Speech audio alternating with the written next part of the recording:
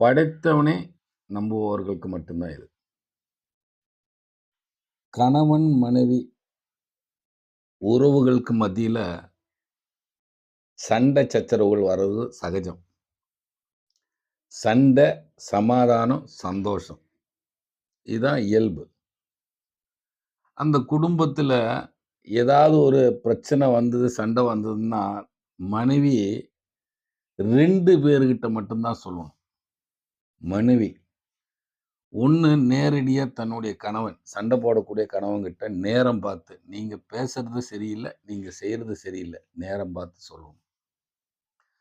அது சொல்லியும் கணவன் கேட்கலன்னா, நம்ம படைத்த இறைவன்கிட்ட முறையிடணும்.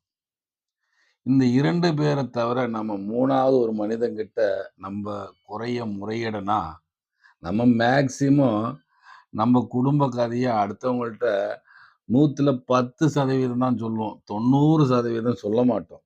ஃபில்டர் பண்ணி தான் சொல்லுவோம்.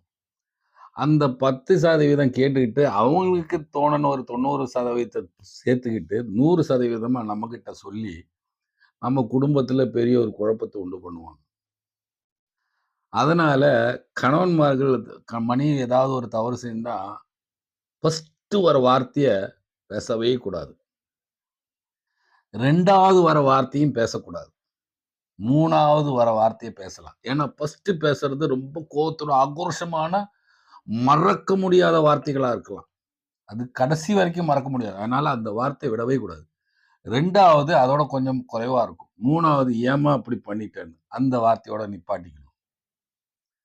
இந்த வார்த்தை தான் நம்ம மறந்துருவோம்.